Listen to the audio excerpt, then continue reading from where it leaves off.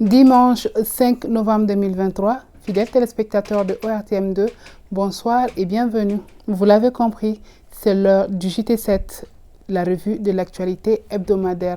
Tout d'abord, le sommaire. Instauré en 1985, le mois d'octobre rose vise à lutter contre le cancer du sein, d'où le ruban rose. Les organisations telles que MSF lient leurs forces à celles des autorités nationales de la santé pour lutter contre ces maladies en encourageant les femmes à faire plus de dépistage. Nous allons développer ces thèmes dans quelques instants. De retour sur ce plateau, nous avons avec nous aujourd'hui Madame Tene Samake. Elle est la fondatrice et la directrice de Woo Manager. Madame Samake, bonsoir. Bonsoir. Merci d'avoir accepté notre invitation et bienvenue sur le plateau. Merci de m'avoir invité et c'est un plaisir pour moi d'être avec vous.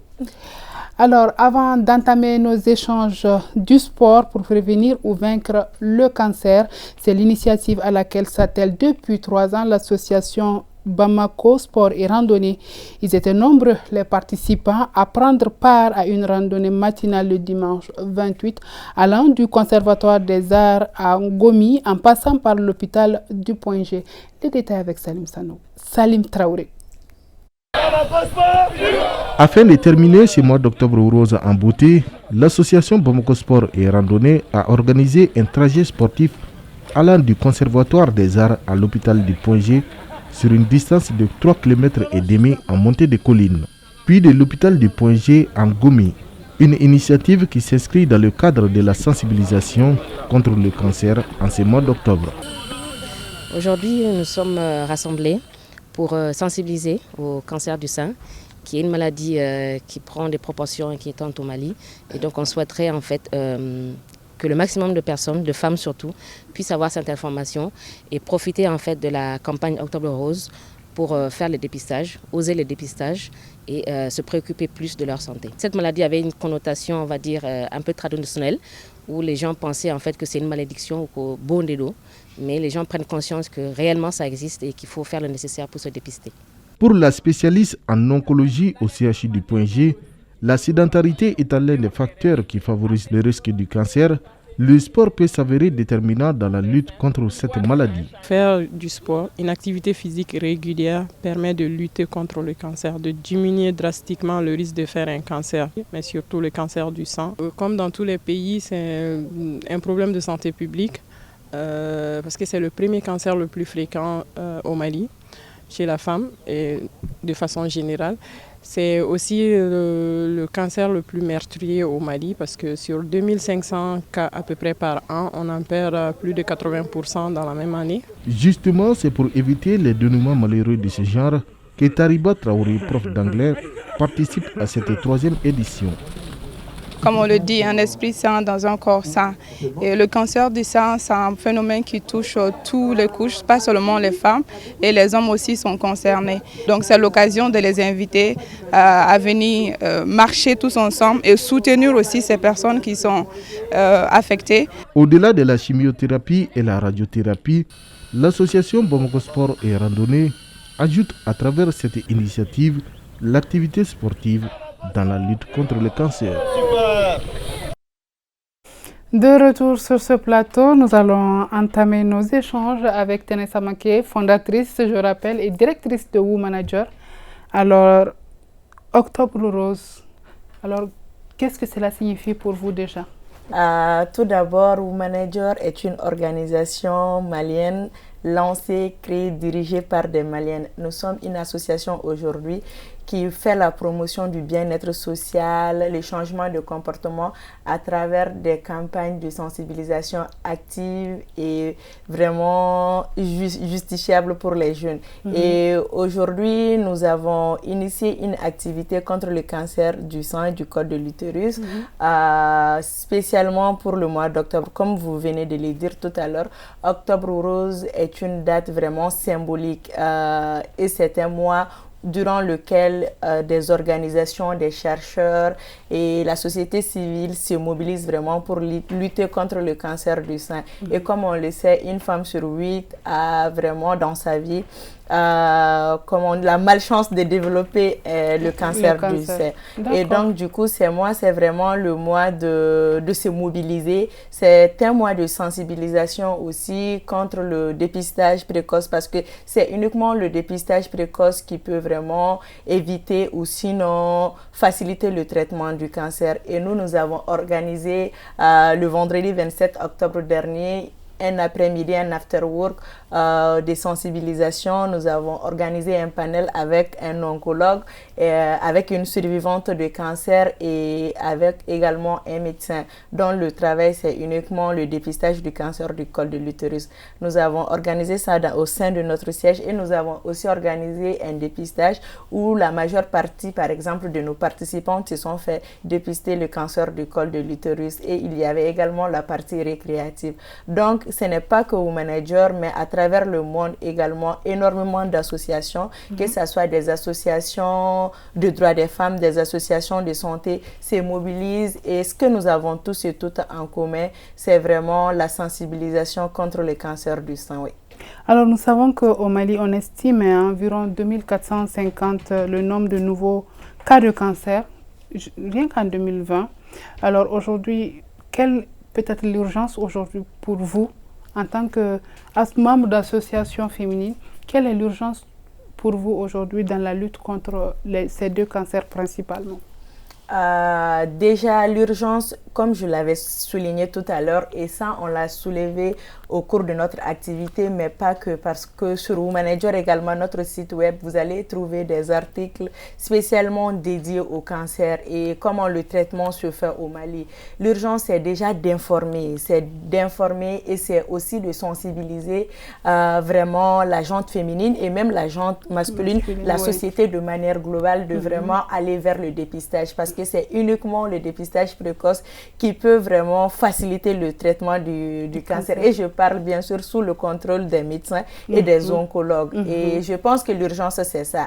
C'est vraiment de briser les tabous autour du cancer, que ce soit le cancer du sein ou que ce soit le cancer du col de l'utérus. Et maintenant, encourager les jeunes femmes et les femmes également à se faire dépister. Et ça, le plus tôt possible. Et ce que je voulais ajouter, quand nous avons eu la survivante au cours de notre panel, le 27 dernier, elle a parlé d'énormément d'abandon et d'isolement des femmes qui ont le cancer, surtout le cancer du sein. Énormément de femmes se font abandonner par leur famille parce qu'elles sont victimes de cancer. Et donc l'idée c'est aussi ça, c'est de partager avec les gens qui suivent nos plateformes et qui regardent par exemple cette émission, que le cancer est une maladie comme une autre, et les personnes qui vivent le cancer doivent être soutenues et accompagnées par leur famille, parce que je pense qu'en plus du traitement, cela aussi peut vraiment faciliter la guérison pour beaucoup d'entre elles. Oui. Pour avoir mené ces activités aujourd'hui, qu'est-ce que vous pouvez dire en termes de difficultés aujourd'hui dans la lutte contre le cancer? En termes de difficultés, qu'est-ce que vous en savez? Qu'est-ce que vous pouvez dire à nos téléspectateurs?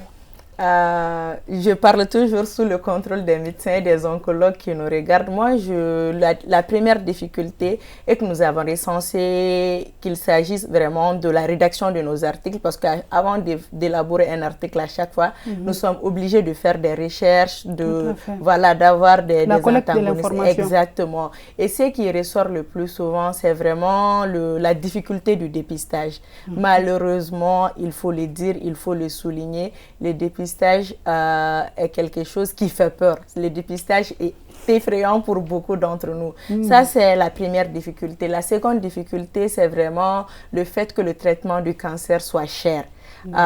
Une partie du traitement est prise en charge par MSF ou par le gouvernement malien qui, ensemble facilite vraiment le traitement. Mais il faut reconnaître que le traitement reste vraiment coûteux pour le Malien ou la Malienne lambda. Le docteur parlait du vaccin, par exemple, contre le cancer du col de l'utérus, que les jeunes femmes de moins de 14, les jeunes femmes de 14 à 15 ans, si je ne me trompe bien sûr, doivent faire. Et cela peut vraiment les protéger contre le cancer du col de l'utérus.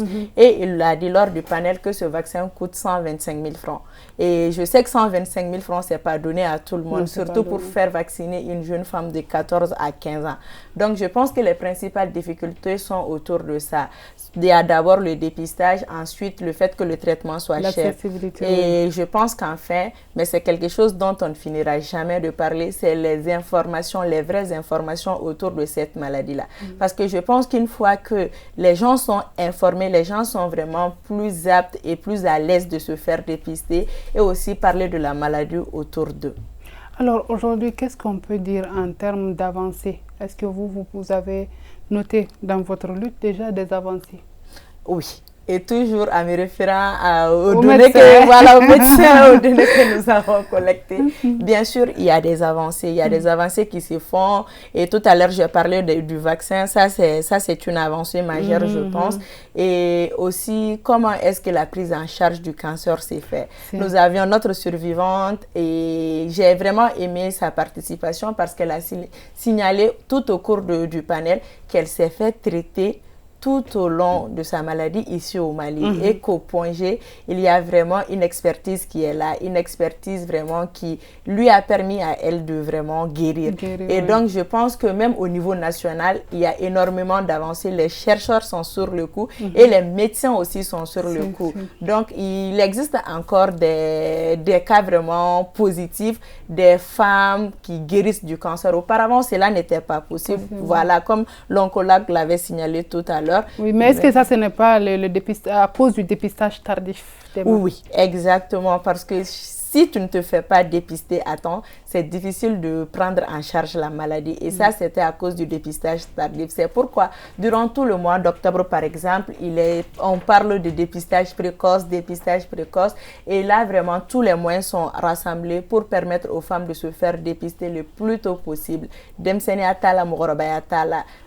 on peut aller, il y a des centres vraiment qui font le dépistage gratuitement. Et on peut aller vers ces centres-là, vers ces structures-là et se faire dépister le plus tôt possible. Alors aujourd'hui, sur le terrain, comme vous êtes sur le terrain pour le travail, alors est-ce que vous notez un peu la compréhension des unes et des autres par rapport à l'importance du dépistage précoce et aussi à l'acceptation de l'autre malgré sa maladie? Je pense que la situation a évolué. Ce n'est plus comme on est en 2023, ce n'est plus comme en 1993, je ne pense pas. Les choses ont bien évolué et même ce type d'espace où nous parlons de cancer, où nous essayons de briser les tabous, il y a énormément pour quelque chose. Maintenant, les gens sont un peu plus ouverts d'esprit et les gens n'ont plus peur de consommer l'information. Il existe encore énormément de réticences, énormément de préjugés, de présupposés autour de ces différentes maladies-là.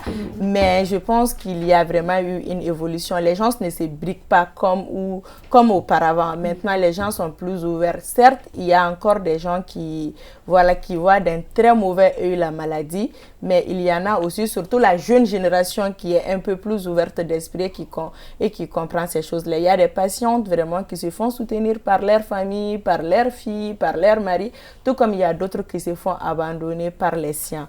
Donc, du coup, je pense que de manière globale, pour positiver, parce que je suis une profonde optimiste, il y a un changement qui est en train d'être opéré. Et si on continue vraiment à briser les tabous autour de la maladie, à en parler, à dédiaboliser cette maladie et à démystifier cette maladie-là, je pense que les gens pourront mieux comprendre et savoir que voilà, le cancer est une maladie qui peut se faire traiter et dont on peut guérir si on se fait dépister précocement. N'est-ce pas? Oui. Alors, Womanager, si on demande, est-ce qu'aujourd'hui, Womanager a une anecdote dans ses actions de lutte contre les deux cancers, parce que ce n'est pas que le cancer du sein ou le cancer du col de l'utérus, ce sont les deux ensemble. Il y en a d'autres, mais ce sont ces deux qui préoccupent le plus. Alors, est-ce que Womanager, la fondatrice, a une anecdote à nous raconter? Toujours, je vais parler de la rencontre que nous avons faite qui était vraiment très instructive et informative également. Et cela vraiment a permis d'avoir des informations vraies et avérées sur le cancer. Et durant tout le long, les médecins ont partagé des anecdotes. Certaines ne sont pas vraiment très drôles, mais d'autres, par exemple, font peur. Par exemple, on a parlé des jeunes filles de moins de 18 ans qui contractent le cancer. du sang. Et ça, c'est effrayant. Et là, la maman qui était sur le panel a parlé du stress. Elle a dit que le stress, il y a beaucoup dans le cancer et que notre génération est une génération très stressée. Et cela se comprend avec le virtuel, avec tout ce qu'il y a autour de nous. C'est pas toujours facile. Ce n'est pas une anecdote en tant que telle, mais je pense que c'est une alarme également. Parce que cela permet de savoir que on n'a pas besoin de se stresser pour quoi que ce soit. Déjà, que le stress peut engendrer multiples formes de maladies. Si on ajoute le cancer aussi, cela peut effrayer. Donc voilà, ce qu'on peut dire, c'est que voilà, aux gens de notre génération, peut-être de la génération supérieure, de ne pas stresser et que tout peut se régler. Déjà, je sais que les femmes ont énormément de poids sur leurs épaules dans nos sociétés et au sein de nos communautés. Et donc maintenant, comment faire face à ces différents défis-là, c'est ce qui fait vraiment stresser. Donc, ne stressons pas déjà. D'accord. Est-ce que vous, manager, avez fixé des prérogatives par rapport à ce mois et est-ce que ces objectifs ont été atteints? Oui, les objectifs ont été atteints de loin parce que depuis le début d'octobre, il était important pour nous de mener une activité forte outre les activités de reportage qu'on fait déjà. Et pour nous, c'était capital d'organiser un événement fort et significatif, symbolique également dans ce mois. Et oui, l'objectif a été atteint. Nous avions presque une 60aine de personnes qui ont participé vraiment à l'événement organisé et la moitié, une 30aine de personnes se sont fait dépister et la majeure partie c'est des jeunes femmes. Et je pense que ça, c'est quelque chose de vraiment positif et ça a dépassé nos entendements parce que pour nous, beaucoup n'allaient pas accepter de se faire dépister. Et voilà, on a tellement peur du dépistage. Non, il n'est qu'à être dépisté parce qu'on a peur du résultat. Mais la majeure partie des personnes qui étaient là, surtout les jeunes femmes, sont allées vers le dépistage. Et je pense que là, rien que pour ça, l'objectif a été atteint. Et si on ajoute aussi les informations vraies, vérifiées, partagées par les experts qui étaient là, et je pense que c'était vraiment un point important. Et je pense qu'on a dépassé nos objectifs de très loin. Et même en ayant évalué l'événement, parce que nous avons fait une évaluation, à peu près 50% des personnes qui étaient là ont trouvé l'événement non seulement pertinent, mais étaient disposées également à participer à un autre de ces types-là. Cela signifie que l'objectif a été atteint, que l'information a été partagée, la sensibilisation a été faite et le plus important, le dépistage aussi a été fait.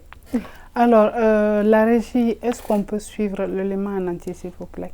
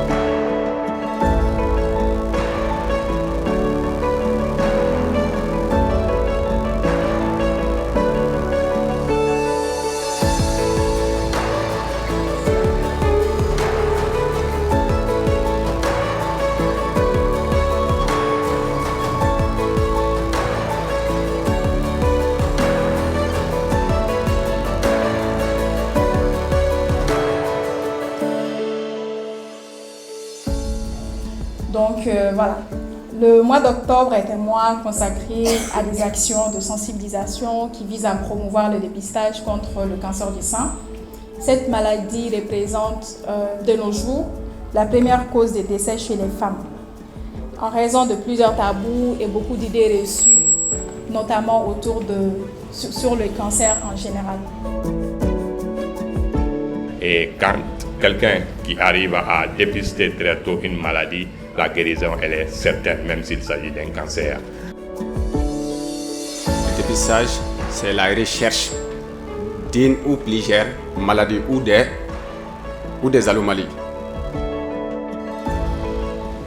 Le cancer, si ce n'est pas maintenant que la sensibilisation a joué un grand rôle. Avant, si on te disait que tu as le cancer, seulement les gens ne pensaient que la mort.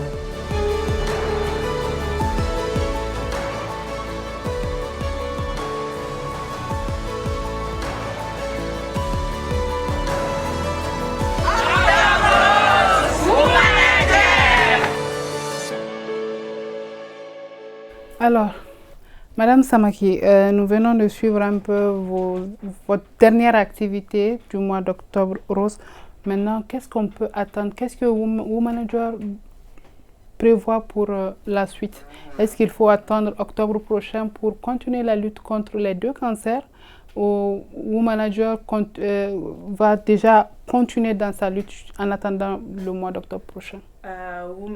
Chez Womanager, l'engagement est une question vraiment quotidienne, c'est une question régulière et nous sommes et restons engagés les 365 jours par an, les 24 heures de la journée. Et bien sûr, ça ne se limite pas que là. Nous allons poursuivre nos activités de sensibilisation et même d'orientation vers les centres de dépistage. Jusque-là, il y a des personnes qui nous contactent pour en savoir mieux sur vraiment le dépistage et ces différentes maladies-là.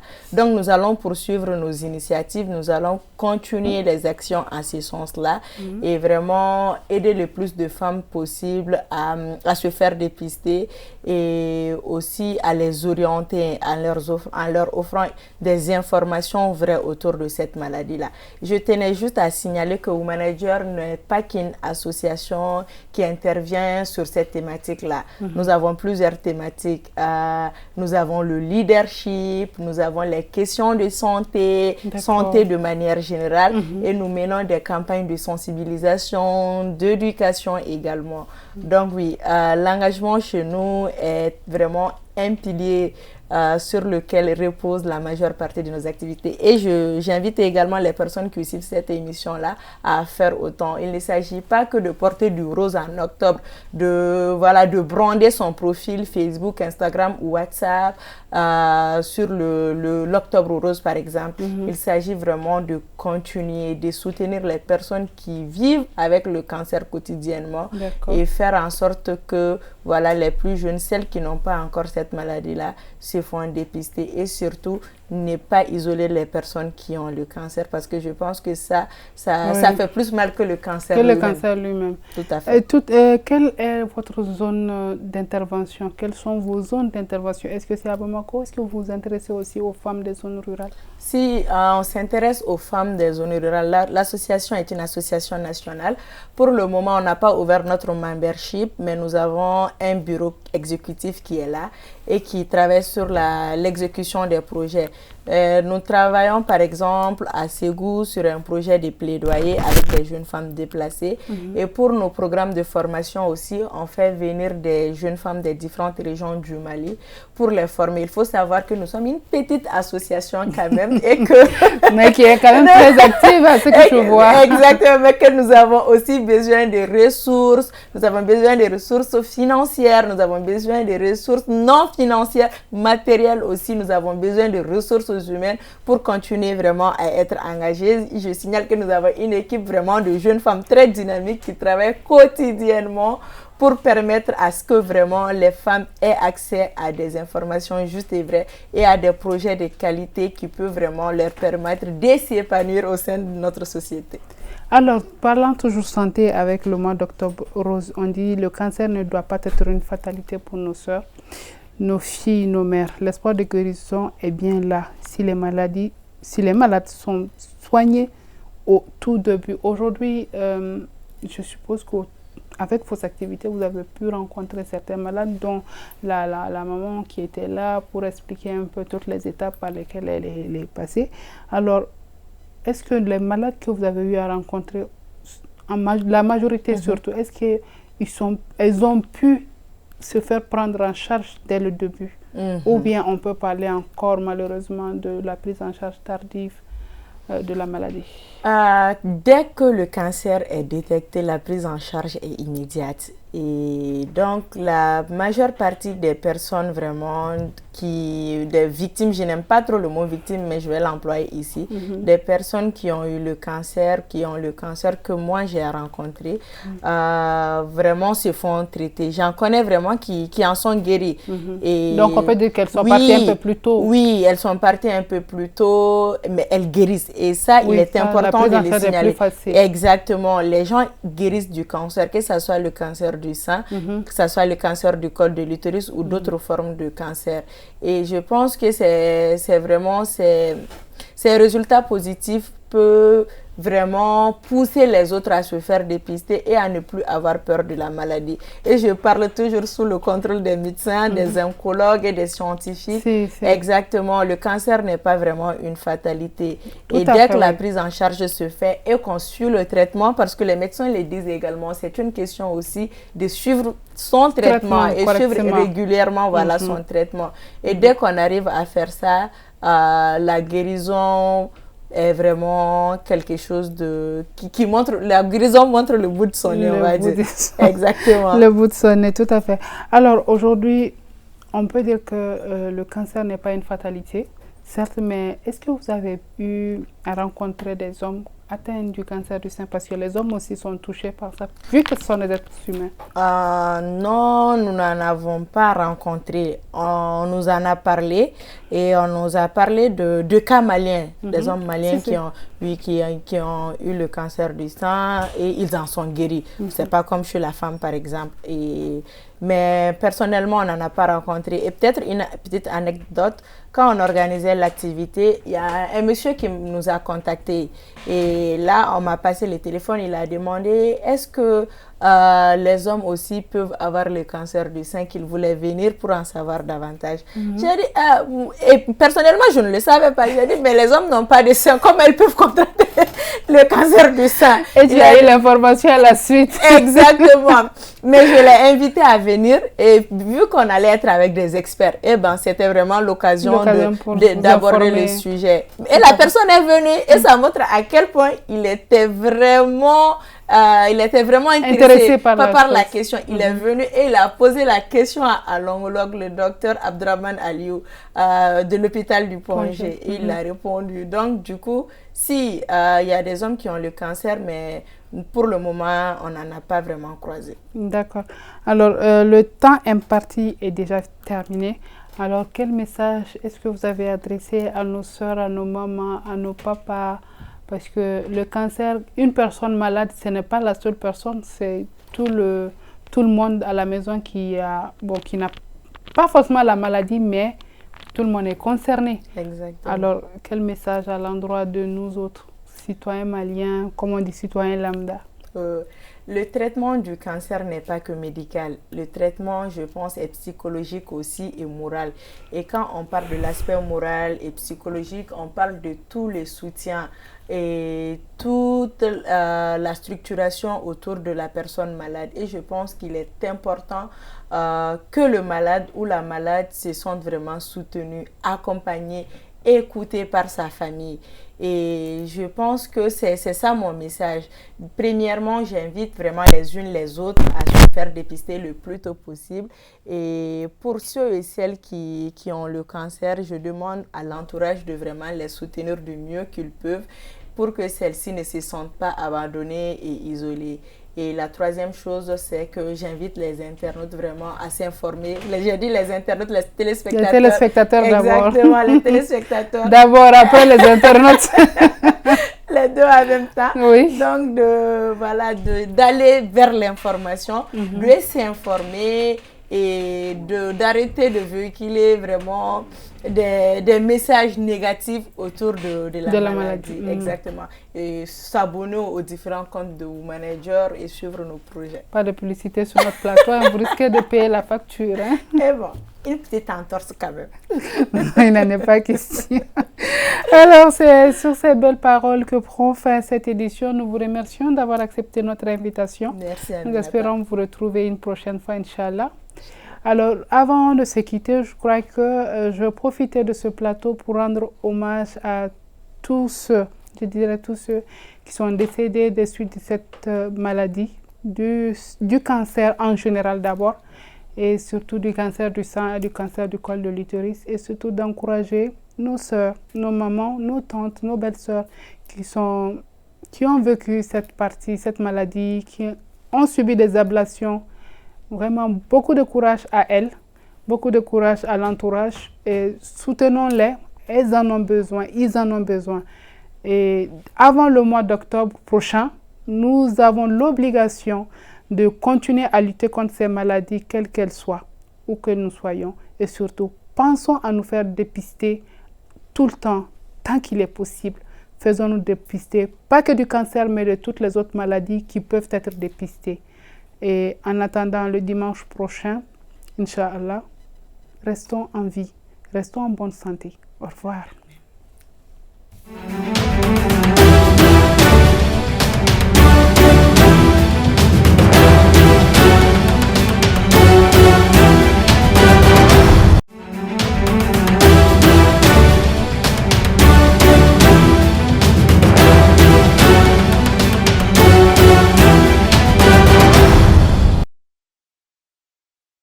Dans les locaux